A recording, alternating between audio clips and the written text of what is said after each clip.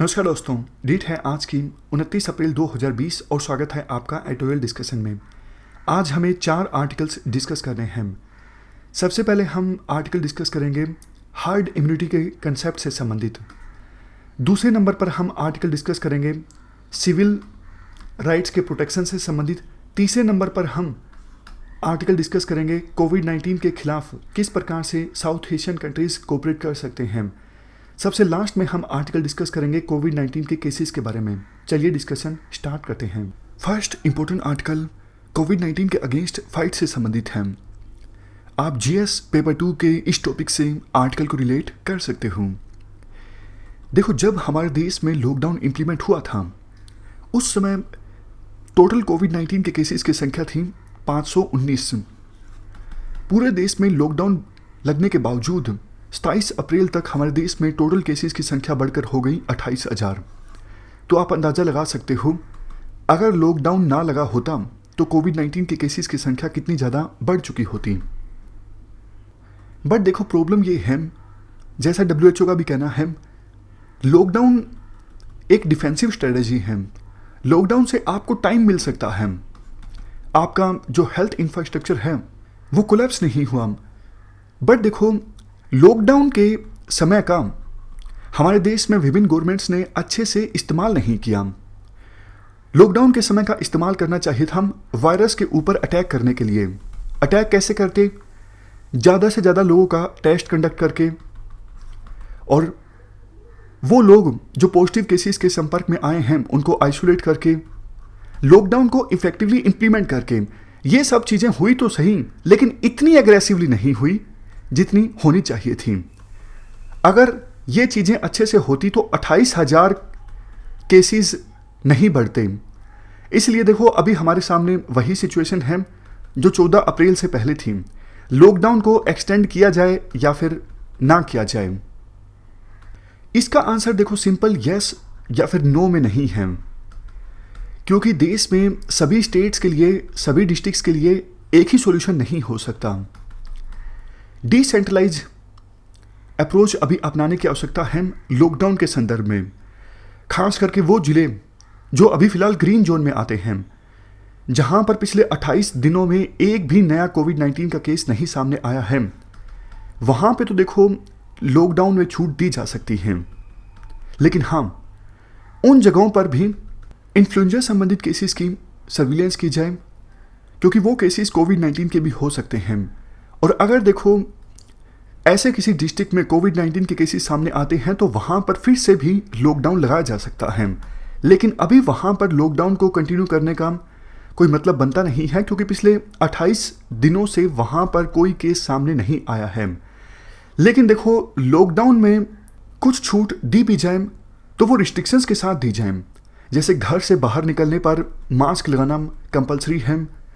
इसके अलावा social distancing को मेंटेन करना जरूरी है। हैंड बेस्ड सैनिटेशन के बारे में ज़्यादा से ज़्यादा जागरूकता फैलाई जाए। वो लोग जो घर से काम कर सकते हैं उन्हें एनकरेज किया जाए कि आप घर से ही काम कीजिए, आप ऑफिस में मत जाइए। इसके बाद देखो, राइटर ये कहते हैं वैक्सीन बनने में तो अभी टाइम लग सकता है, लेकिन समय के अनुसार हार्ड इम्यूनिटी देश में डेवलप हो सकती है। हार्ड इम्यूनिटी का कंसेप्ट देखो सिंपल है। यहाँ पर 2 सिनेरियो हैं। अभी इंडिया पहला सिनेरियो फेस कर रहा है। कुछ ही लोग ऐसे हैं जिनमें ऐसे एंटीबॉडीज़ हैं जो नोवल कोरोना वायरस को हरा सकते हैं। तो कोरोना वायरस के ट्रांसमिशन का जो खतरा है काफ़ी ज़्यादा है, क्योंकि बहुत कम लोगों में ऐसे एंटीबॉडीज़ हैं जो नोवल कोरोना वायरस को हरा सकते हैं। लेकिन धीरे धीरे ज़्यादा लोग इन्फेक्टेड हो जाते हैं तो ज़्यादा लोग रिकवर भी होंगे, और जो लोग रिकवर होंगे मतलब उन लोगों में ऐसे एंटीबॉडीज़ हैं जो नोवल कोरोना वायरस को हरा सकते हैं। तो फिर ये दूसरा सिनेरियो डेवलप हो जाएगा। अब देखो, ऐसी सिचुएशन में वायरस का ट्रांसमिशन रुक जाएगा, क्योंकि साइजेबल पॉपुलेशन ऐसी है जिनमें ऐसे एंटीबॉडीज़ हैं जो नोवल कोरोना वायरस को हरा सकते हैं। तो नोवल कोरोना वायरस का उन लोगों पर कोई असर नहीं होगा, और कुछ लोग जो बचे हुए हैं उन तक वायरस पहुंच ही नहीं सकेगा, क्योंकि वायरस को तो एक होस्ट चाहिए। ज़्यादा लोगों की संख्या तो वो है जहां पर एंटीबॉडीज़ हैं नोवल कोरोना वायरस को हराने वाले, वो तो नोवल कोरोना वायरस को ख़त्म कर देंगे। तो इसलिए जिन लोगों में ये एंटीबॉडीज नहीं डेवलप हुए हैं वो लोग भी बच जाएंगे क्योंकि चेन ब्रेक हो जाएगी। ये है हर्ड इम्यूनिटी का कंसेप्ट। हर्ड इम्यूनिटी के संदर्भ में देखो, यूके का केस काफ़ी ज़्यादा इंटरेस्टिंग है। जब ये वायरस वर्ल्ड के विभिन्न इलाकों में फैलना स्टार्ट हुआ था तो यूके की सरकार ने कहा था शुरुआत में, हम वायरस को फैलने देंगे ताकि हर्ड इम्यूनिटी लोगों में डेवलप हो सके। बट हुआ क्या, जैसे ही थोड़ा सा वायरस फैला यूके में और लोगों की डेथ्स होने लगी तो यूके की सरकार पीछे हट गई। डर लग गया यूके की सरकार को और उन्होंने लॉकडाउन को इम्प्लीमेंट कर दिया। तो मतलब इनकी तो देखो वो सिचुएशन हो गई, ना इधर के रहे ना उधर के। क्योंकि हर्ड इम्यूनिटी को अगर डेवलप होने देते तो हम लोगों की डेथ्स तो ज़्यादा होती, लेकिन अल्टीमेटली यूके इस महामारी पर काबू पा लेता। लेकिन इन्होंने शुरुआत की थी, उसके बाद इनको डर लगा और इन्होंने लॉकडाउन को इम्प्लीमेंट कर दिया। मीनवाइल ये वायरस काफ़ी ज़्यादा फैल चुका था। और यूके ने वैसे एक गलती ये भी की, जो एल्डर सिटीजन्स हैं उनका ध्यान नहीं रखा। देखो, अगर हर्ड इम्यूनिटी के कंसेप्ट को डेवलप करना है तो एल्डर सिटीजन्स जिनको खतरा सबसे ज़्यादा है कोविड-19 से, या फिर वो लोग जिनको और किसी प्रकार का क्रोनिक डिजीज़ है, डायबिटीज़ है, कैंसर है, या फिर कोई हार्ट संबंधित कॉम्प्लिकेशन है, ऐसे लोगों को बचा के रखना कोविड-19 से काफ़ी ज़्यादा ज़रूरी है। लेकिन यूके ने इसका ख्याल नहीं रखा। पर्टिकुलरली अगर हम इंडिया की बात करें, इंडिया में हर्ड इम्यूनिटी का कंसेप्ट डेवलप हो सकता है। देखो, कायदे से वैसे हमारे देश में 30,000 केसेस सामने आए हैं कोविड-19 के, बट कुछ एक्सपर्ट्स का कहना है हर एक रिकॉर्डेड केस के पीछे 60 कोविड-19 के केसेस ऐसे हो सकते हैं जो अनरिकॉर्डेड हैं, जिनको काउंट नहीं किया गया है। क्योंकि जवान लोगों में, ज़्यादातर जवान लोगों में जिनको कोई दूसरा डिजीज़ नहीं है, उनको ये कोविड-19 ज़्यादा परेशान करता नहीं है। कई बार तो इवन सिंपल ड्रग लेने की आवश्यकता भी नहीं पड़ती, क्योंकि यंग एज में इम्यून पावर ज़्यादा होती है। तो इसलिए समय के अनुसार इंडिया में भी हर्ड इम्यूनिटी डेवलप हो सकती है। एग्जाम्पल दिया जाता है H1N1 का। स्वाइन फ्लू महामारी 2009 में आई थी, लेकिन धीरे धीरे 40% पॉपुलेशन ने इम्यूनिटी डेवलप कर ली स्वाइन फ्लू के अगेंस्ट, तो ये वायरस स्प्रेड करना बंद हो गया। लेकिन हर साल स्वाइन फ्लू के केसेस सामने आते हैं। ऐसा क्यों? क्योंकि देखो, बहुत सारे नए बच्चों का जन्म होता है तो थ्रेशोल्ड जो है वो पार हो जाता है।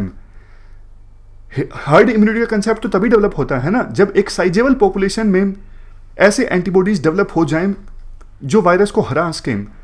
लेकिन जब नए बच्चों का जन्म हो जाता है तो वो साइजेबल पॉपुलेशन छोटी पड़ जाती है, इसलिए वायरस के नए केसेस सामने आते हैं और धीरे धीरे फिर से वो थ्रेशोल्ड अचीव हो जाता है, मतलब हर्ड इम्यूनिटी का कंसेप्ट डेवलप हो जाता है। और भी एग्जांपल्स हैं, जैसे 1918 में स्पेनिश फ्लू, 1957 में एशियन फ्लू, 1968 में हांगकांग इन्फ्लुएंजा। इनके अगेंस्ट भी धीरे धीरे हर्ड इम्यूनिटी डेवलप हो गई थी। लेकिन देखो, हर्ड इम्यूनिटी तभी डेवलप होगी किसी भी देश में अगर लॉकडाउन में छूट दी जाएगी। अगर लॉकडाउन में छूट नहीं दी जाती है, लोग बाहर ही नहीं आएंगे, तो हर्ड इम्यूनिटी डेवलप नहीं होगी। एक और इम्पोर्टेंट बात यहाँ पर देखो, आपको पता है कोरोना वायरस के काफ़ी सारे स्ट्रेन्स हैं, काफ़ी सारे टाइप्स हैं जो कोल्ड का कारण बनते हैं, मतलब जुकाम वगैरह हो जाता है, ठंड लग जाती है इन वायरसेस के स्ट्रेन्स की वजह से। लेकिन एक जो स्ट्रेन है कोरोना वायरस का, वो किसी पर्सन को 2 बार इन्फेक्ट नहीं करता। हाँ, अलग कोई स्ट्रेन होगा, अलग कोई टाइप होगा, तो वो फिर से इन्फेक्शन कर सकता है उस पर्सन में, लेकिन सेम स्ट्रेन 2 बार इन्फेक्शन नहीं करेगा।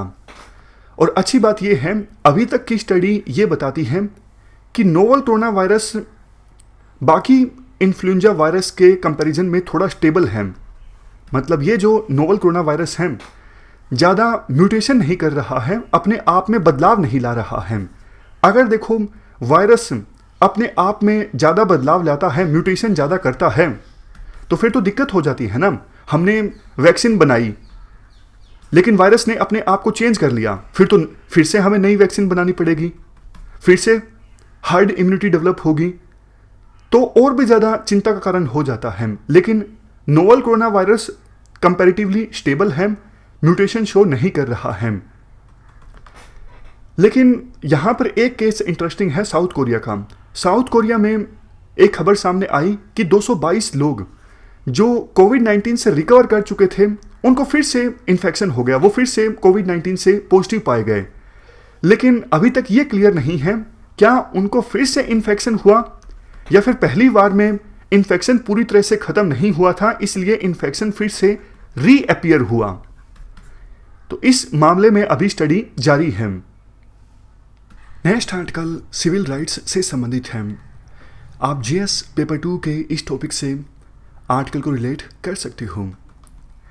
देखो, अभी समाज में विभिन्न स्टेक होल्डर्स जैसे सिविल सोसाइटी के लोग, एनजीओज, इंडिविजुअल्स, कॉर्पोरेट ग्रुप्स, सरकार, सभी अपनी अपनी तरफ से प्रयास कर रहे हैं कोविड-19 की महामारी पर काबू पाया जाए। लेकिन इन सब में सरकार जो है वो सबसे बेहतर सिचुएशन में है कोविड-19 की महामारी से निपटने में, क्योंकि सरकार के पास काफ़ी सारी पावर्स होती हैं। सरकार ने लॉकडाउन इम्प्लीमेंट किया। हम सभी सरकारों की बात कर रहे हैं, स्टेट गवर्नमेंट या फिर सेंट्रल गवर्नमेंट की बात नहीं कर रहे हैं।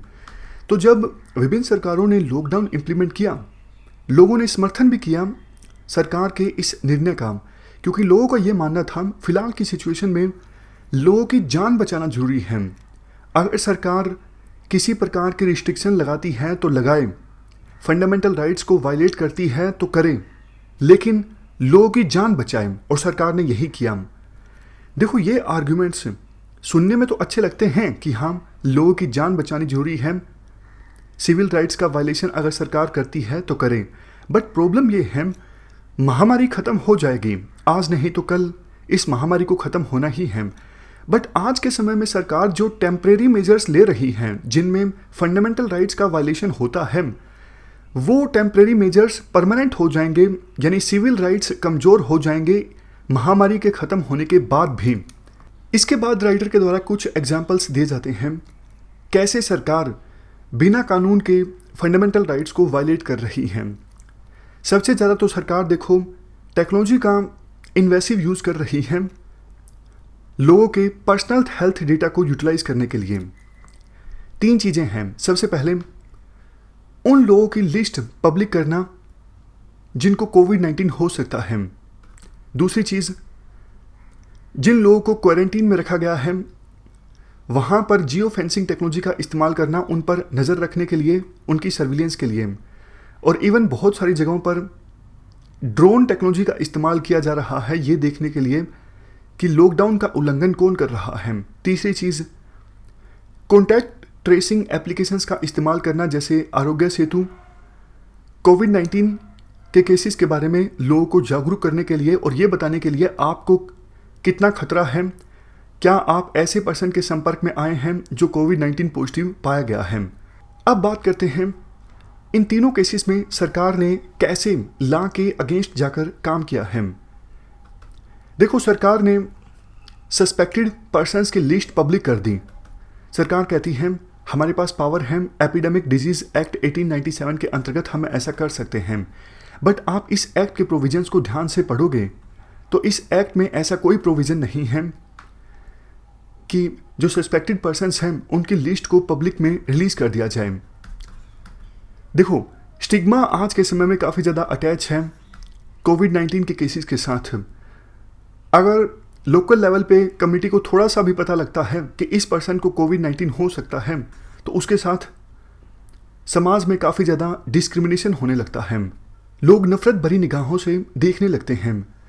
लेकिन देखो, इशू ये है जो हमने पहले भी डिस्कस किया था, जब किसी डिजीज़ के साथ इतना ज़्यादा स्टिग्मा अटैच हो जाता है तो फिर लोग समाज के डर से जाते ही नहीं हॉस्पिटल्स में अपना टेस्ट करवाने के लिए। उनको डर लगने लगता है कि समाज हमें इतनी बुरी नज़र से देखेगा, अगर उनको पता लगेगा हमें ये डिजीज़ है तो वो छुपाना पसंद करते हैं।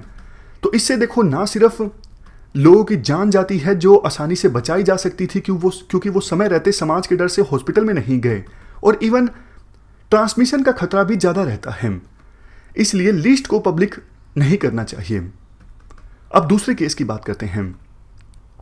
जियो फेंसिंग टेक्नोलॉजी का इस्तेमाल किया जा रहा है क्वारंटीन में रखे गए लोगों को ट्रेस करने के लिए। कहीं वो क्वारंटीन फैसिलिटी छोड़कर तो नहीं गए। देखो, बात यह है सेल फोन को ट्रेस किया जा सकता है, इसके लिए कानून है टेलीग्राफ एक्ट 1885। लेकिन अभी तक सरकार ने ऐसा कोई ऑर्डर पब्लिश नहीं किया है जिसमें यह कहा गया हो कि हम जियो फेंसिंग के लिए इस एक्ट का इस्तेमाल कर रहे हैं। इवन ड्रोन की बात करें, आजकल तो देखो कुछ एक्सपर्ट्स बोल रहे हैं ऐसे ड्रोन्स का सरकार इस्तेमाल कर रही है जिसमें फेशियल रिकॉग्निशन टेक्नोलॉजी भी इक्विप्ड है। मतलब ड्रोन जो पिक्चर्स लेता है उन पिक्चर्स को मैच किया जाता है आधार के डेटाबेस से, ताकि पता लगाया जा सके कौन लॉकडाउन का उल्लंघन कर रहा है। बट देखो ऐसे ड्रोन्स का कोई विजिबल रजिस्ट्रेशन नहीं है, लाइसेंसिंग नहीं है। ऐसे ड्रोन्स के इस्तेमाल करने पर एयरक्राफ्ट एक्ट 1934 के अकॉर्डिंग, मतलब ऐसे ड्रोन्स का इस्तेमाल नहीं किया जा सकता इस एक्ट के अकॉर्डिंग। तो ऐसे ड्रोन्स के पास कोई लाइसेंस नहीं है, कोई रजिस्ट्रेशन नहीं है और इन ड्रोन्स को इस्तेमाल करना परमिटेड नहीं है हमारे देश में, बट सरकार कर रही है बिना कानून के। तीसरे इश्यू की बात करते हैं, contact tracing smartphone applications, for example Aarogya Setu. देखो इस प्रकार की एप्लीकेशन का काफ़ी देशों में अभी फ़िलहाल इस्तेमाल किया जा रहा है, लेकिन ज़्यादातर देशों में इस प्रकार की एप्लीकेशंस इफ़ेक्टिव साबित नहीं हुई हैं कोविड-19 की महामारी पर काबू पाने में। सभी देश चाइना का एग्जाम्पल देते हैं जहां पर ये एप्लीकेशन सफल साबित हुई है, बट चाइना पर हम विश्वास नहीं कर सकते। लेकिन अभी तो देखो ये एप्लीकेशन वॉलंटरी है, लेकिन फ्यूचर में ऐसा हो सकता है सरकार इस एप्लीकेशन को कंपलसरी बना दे। इवन बेसिक एमिनिटीज़ का लाभ उठाने के लिए, पब्लिक में बाहर निकलने के लिए, मेट्रो में एंटर करने के लिए, तो ये केस सेम आधार जैसा केस हो जाएगा। शुरुआत में आधार का कंसेप्ट सरकार इंप्लीमेंट कर रही थी बिना कानून बनाए। कानून तो देखो आधार कार्ड से संबंधित बना था 2016 में। शुरुआत में सिर्फ आधार कार्ड वॉलंटरी था, लेकिन सरकार स्कीम्स चलाना सरकार ने स्टार्ट कर दिया आधार कार्ड पे आधारित। तो एक्सपर्ट्स ने विरोध किया, सुप्रीम कोर्ट में मामला पहुंचा। सुप्रीम कोर्ट ने कहा कि आप बिना कानून के ऐसा नहीं कर सकते। तो आरोग्य सेतु एप्लीकेशन का इस्तेमाल बिना कानून के तहत अभी किया जा रहा है, कोई भी कानून पर आधारित नहीं है आरोग्य सेतु एप्लीकेशन। और अभी देखो प्राइवेसी को प्रोटेक्ट करने के लिए कानून भी नहीं आया है, जबकि पुट्टास्वामी केस में सुप्रीम कोर्ट ने कहा था राइट टू प्राइवेसी जो है वो अभी एक फंडामेंटल राइट है। इवन इस जजमेंट में सुप्रीम कोर्ट ने यह भी कहा था अगर राइट टू प्राइवेसी वायलेट होता है तो 3 कंडीशंस फुलफिल होना जरूरी है। सबसे पहले रिक्वायरमेंट ऑफ लीगैलिटी, मतलब कोई कानून बना हो और उसके तहत राइट टू प्राइवेसी का वायलेशन हो रहा हो। अभी देखो आरोग्य सेतु एप्लीकेशन की सहायता से राइट टू प्राइवेसी का वायलेशन हो सकता है, लेकिन आरोग्य सेतु एप्लीकेशन किसी कानून के अंतर्गत नहीं बनाई गई है। दूसरा नेसेसिटी मतलब लेजिटिमेट एम। लेजिटिमेट एम तो देखो अभी है कोविड-19 महामारी पर काबू पाना है। नेक्स्ट है डॉक्ट्रिन ऑफ प्रोपोर्शनैलिटी, मतलब सरकार जितना वायलेशन कर रही है राइट टू प्राइवेसी का उतनी आवश्यकता भी होनी चाहिए। ऐसा नहीं कि पर्पस तो छोटा सा है, लेकिन उस छोटे से पर्पस को सिद्ध करने के लिए सरकार ने पूरी प्राइवेसी को ही कॉम्प्रोमाइज़ कर दिया बड़े लेवल पे। ऐसा नहीं होना चाहिए, दोनों के बीच प्रोपोर्शन होना चाहिए। तो ये हमने पूरा आर्टिकल डिस्कस किया सिविल राइट्स से संबंधित। चलते हैं आगे। नेक्स्ट आर्टिकल साउथ एशिया में हेल्थ इंफ्रास्ट्रक्चर से संबंधित है। आप जीएस पेपर 2 के इस टॉपिक से आर्टिकल को रिलेट कर सकते हो। देखो साउथ एशिया पूरे वर्ल्ड में सबसे ज़्यादा पॉपुलेशन वाला रीजन है और यहाँ पर भी कोविड-19 के बहुत सारे केसेस सामने आए हैं। कराची और मुंबई ये दोनों सिटीज़ वर्ल्ड की सबसे ज़्यादा पॉपुलेटेड सिटीज़ में से एक हैं। यहाँ पर कोविड-19 के बहुत ज़्यादा केसेस सामने आए हैं। वैसे तो देखो साउथ एशिया में जो देश हैं जैसे इंडिया, पाकिस्तान, भूटान, नेपाल, श्रीलंका, इनमें बहुत सारे डिफरेंसेस हैं, लेकिन सिमिलरिटीज़ भी काफ़ी ज़्यादा हैं। जैसे सेम कल्चर शेयर करते हैं साउथ एशियन रीजन के कंट्रीज़, सेम हिस्ट्री शेयर करते हैं और सेम ज्योग्राफी भी शेयर करते हैं। तो साउथ एशियन रीजन के विभिन्न देश आपस में कोलेक्टिवली रिस्पॉन्ड कर सकते हैं कोविड-19 की महामारी से निपटने में।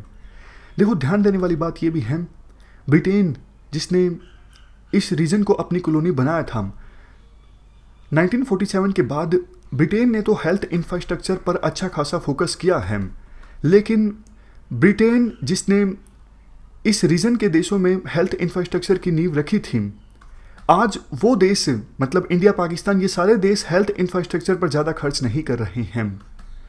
हमारा फोकस हेल्थ इंफ्रास्ट्रक्चर पर काफ़ी कम है। साउथ एशियन कंट्रीज़ ने प्राइवेट सेक्टर पर बहुत कुछ छोड़ दिया है। साउथ एशियन रीजन की विभिन्न सरकारों ने अपनी जो प्राइमरी ड्यूटी है कि लोगों की हेल्थ सुनिश्चित करना, इससे अपना मुंह मोड़ लिया है। देखो, ये बात सच है कि जो प्राइवेट सेक्टर है वो हेल्थ सेक्टर में काफ़ी ज़्यादा एडवांसमेंट लेके आया है, काफ़ी ज़्यादा एक्सपर्टीज़ लेके आया है। बट दिक्कत ये है, इस रीजन के बहुत सारे लोग गरीब हैं। वो देखो प्राइवेट हेल्थ केयर को अफोर्ड नहीं कर पाते हैं और इंश्योरेंस का पेनिट्रेशन भी काफ़ी ज़्यादा कम है। हालांकि देखो, विभिन्न सरकारों ने कोशिश की है अपनी तरफ से हेल्थ इंश्योरेंस जनता को प्रोवाइड करने की। जैसे हमारे देश में प्रधानमंत्री जन आरोग्य स्कीम है जो आयुष्मान भारत स्कीम का पार्ट है, लेकिन अभी तक ये स्कीम्स बहुत ज़्यादा सक्सेसफुल साबित नहीं हुई हैं। इन स्कीम्स में बहुत ज़्यादा कमियां भी हैं। साउथ एशियन कंट्रीज़ में इसके अलावा हेल्थ केयर में प्राइवेट सेक्टर का रेगुलेशन ज़्यादा अच्छे से नहीं होता है, ज़्यादा इफ़ेक्टिव ढंग से नहीं होता है। इसलिए बहुत बार ऐसी खबरें भी आती रहती हैं कि कुछ हॉस्पिटल्स मनमाने दाम वसूलते हैं, बेफिजूल के टेस्ट कंडक्ट करवाते हैं। सभी की बात नहीं कर रहे, कुछ नाम मात्र के हॉस्पिटल्स ऐसा करते हैं। तो रेगुलेशन जो है वो टाइट होना चाहिए। साउथ एशियन रीजन में हंगर की बहुत प्रॉब्लम है, मालन्यूट्रिशन की प्रॉब्लम है, सैनिटेशन की प्रॉब्लम है, माइग्रेशन की काफ़ी प्रॉब्लम है। पुरानी इन्फेक्शियस डिजीज़ यहाँ पर प्रिवेलेंट तो हैं ही, जैसे टीबी, HIV, मलेरिया। नए तरह के डिजीज़ भी तेज़ी से बढ़ रहे हैं, जैसे dengue, chikungunya, health care associated infections, anti microbial resistance. लेकिन फिर भी साउथ एशियन कंट्रीज़ की जो सरकारें हैं वो हेल्थ इंफ्रास्ट्रक्चर पर ज़्यादा खर्च नहीं कर रही हैं। अच्छा खासा जो बजट है वो डिफेंस के लिए डिवोट कर दिया जाता है। सबसे ज़्यादा तो देखो, इंडिया और पाकिस्तान के बीच जो राइवलरी है, इस राइवलरी की वजह से दोनों देशों को नुकसान होता है। ना सिर्फ दोनों देशों को बल्कि पूरे रीजन को नुकसान होता है। इंडिया बहुत ज़्यादा खर्च करता है डिफेंस पर, पाकिस्तान भी खर्च करता है। अगर इतने ही पैसे को इस्तेमाल किया जाए हेल्थ इंफ्रास्ट्रक्चर के लिए तो बहुत से लोगों की जानें बचाई जा सकती हैं। हालांकि देखो, डिफेंस एक्सपेंडिचर भी ज़रूरी है, एक बैलेंस इस्टाब्लिश होना ज़रूरी है। लेकिन अगर पाकिस्तान अपनी हरकतों से बाज आ जाए तो कश्मीर में जो इतना ज़्यादा डिफेंस एक्सपेंडिचर हो जाता है उसमें काफ़ी कमी हो सकती है। आप एक और एग्जांपल ले लीजिए, सियाचिन। अगर दोनों देशों के बीच कन्फ्लिक्ट ना हो सियाचिन पर, तो कितना पैसा बचाया जा सकता है, कितने सोल्जर्स की जानें बचाई जा सकती हैं, उनका तो कोई मोल ही नहीं है। तो कहने का मतलब यही है कि नेशनल सिक्योरिटी का मतलब सिर्फ डिफेंस से नहीं है, नेशनल सिक्योरिटी में हेल्थ सिक्योरिटी भी आता है। इसके अलावा देखो, साउथ एशियन कंट्रीज़ के जो देश हैं वो हमने कल भी डिस्कस किया था, और भी बहुत सारी सोशल इविल से ग्रस्त हैं, जैसे समाज में इनइक्वालिटीज़, गरीब और अमीर के बीच की, कम्युनलिज्म, एक्सट्रीमिज़म। जैसे पाकिस्तान में बहुत सारे लोग ऐसे हैं जो लॉकडाउन को मानने के लिए तैयार ही नहीं हैं। वो जाते हैं मस्जिद में नमाज अदा करने के लिए। और हमारे इंडिया में भी कम्युनलिज्म की बड़ी समस्या सामने आई जब ये कोविड-19 के केसेस ज़्यादा बढ़ने लगे। विभिन्न धर्मों के बीच जो खाई है वो बढ़ने लगी। ऐसा नहीं होना चाहिए। हमने कल भी डिस्कस किया था, देखो, एकजुट होकर हम ना सिर्फ कोविड-19 बल्कि दूसरी बड़ी से बड़ी समस्या से निजात पा सकते हैं। लेकिन अगर हमारे बीच में ही दूरियां होंगी तो फिर छोटी से छोटी समस्या भी हमारे लिए बड़ी समस्या बन के इमर्ज हो सकती है। अब बात आती है कैसे साउथ एशियन कंट्रीज आपस में कोऑपरेट कर सकती हैं। देखो, सार्क ने एक इमरजेंसी फंड इस्टेब्लिश किया और उस इमरजेंसी फंड से छोटे छोटे देशों को फ़ायदा पहुंचा है। जैसे सार्क इमरजेंसी फंड से भूटान को काफ़ी सप्लाईज पहुंची हैं। तो ये जो विभिन्न देश हैं साउथ एशिया के, ये अपने रिसोर्सेज को पूल कर सकते हैं इस महामारी से निपटने में, डेटा को शेयर कर सकते हैं आपस में। क्योंकि देखो, इस प्रकार की खबरें सामने आ रही हैं कि साउथ एशियन कंट्रीज़ में कम डेथ होने का एक रीज़न ये है, BCG वैक्सीन दी गई थी यहाँ के लोगों को बचपन में, इसलिए यहाँ के लोग जो हैं ज़्यादा इम्यून हैं कोविड-19 से। अभी सिर्फ देखो ये खबरें हैं, तो जॉइंटली रिसर्च की जा सकती है साउथ एशियन कंट्रीज़ के द्वारा, क्या वास्तव में BCG वैक्सीन जो है वो मददगार साबित है कोविड-19 के अगेंस्ट। इस प्रकार की अनेकों ऐसी चीज़ें हैं जहां पर साउथ एशिया के विभिन्न कंट्रीज आपस में कोऑपरेशन कर सकते हैं। तो आवश्यकता देखो यही है, अभी रीजनल कन्फ्लिक्ट को भुला के साउथ एशियन कंट्रीज़ को एकजुट होना चाहिए इस महामारी के अगेंस्ट। तो ये हमने पूरा आर्टिकल डिस्कस किया कोविड-19 के अगेंस्ट साउथ एशियन कंट्रीज़ के रिस्पॉन्स के बारे में। चलते हैं आगे। नेक्स्ट आर्टिकल कोविड-19 की सिचुएशन के बारे में ही है। GS पेपर 2 के इस टॉपिक से आर्टिकल को रिलेट कर सकते हो। डेटा दिया जाता है देखो इस आर्टिकल में, जैसे USA में अभी तक कोविड-19 के 1 लाख केसेस सामने आ चुके हैं, जो कि स्पेन या फिर इटली के केसेस से ऑलमोस्ट 4 गुना ज़्यादा हैं। 2 लाख से ज़्यादा लोगों की डेथ्स हो चुकी हैं पूरे वर्ल्ड में कोविड-19 की वजह से। 56,000 डेथ तो अकेले USA में हुई हैं, इटली में 27,000 से ज़्यादा लोगों की डेथ हुई हैं और न्यूयॉर्क सिटी में 18,000 लोगों की डेथ हुई हैं। तो ये डेटा तो देखो लगातार चेंज हो रहा है, मतलब इस डेटा को आपको याद रखने की आवश्यकता नहीं है। इंडिया की बात करें, अभी तक 30,000 के आसपास केसेस सामने आ चुके हैं और 973 लोगों की डेथ हो गई हैं। महाराष्ट्र में सबसे ज़्यादा केस सामने आए हैं 8600, और धारावी जो एशिया का सबसे बड़ा स्लम इलाका है, यहाँ पर 330 केसेस सामने आ चुके हैं, 18 लोगों की डेथ हो चुकी है। यहाँ पर देखो सोशल डिस्टेंसिंग को इम्प्लीमेंट करना भी काफ़ी ज़्यादा डिफ़िकल्ट है, क्योंकि थोड़े थोड़े स्पेस में बहुत ज़्यादा लोग रहते हैं। सिंगापुर की बात बोली जाती है लास्ट में कि देखो वो देश जिनमें शुरुआत में कोविड-19 के कम केसेस सामने आए थे, लेकिन कुछ देश ऐसे हैं जहां पर कोविड-19 के केस एकदम से बढ़ गए, और सिंगापुर इसका सबसे ज्वलंत उदाहरण है। शुरुआत में देखो सिंगापुर की काफ़ी तारीफ हो रही थी कि सिंगापुर ने बहुत अच्छे से कोविड-19 की महामारी पर काबू पाया, लेकिन अभी एशिया में तीसरा ऐसा देश है सिंगापुर जहां पे कोविड-19 के सबसे ज़्यादा केसेस सामने आए हैं। पहला नंबर है चाइना का, दूसरा इंडिया का और तीसरा सिंगापुर का।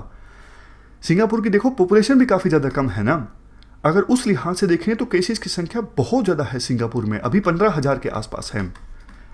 एक्चुअली हुआ क्या, सिंगापुर में बहुत सारी डॉर्मेटरीज हैं जहां पर माइग्रेंट वर्कर्स रहते हैं, बहुत कम स्पेस में ज़्यादा लोग रहते हैं।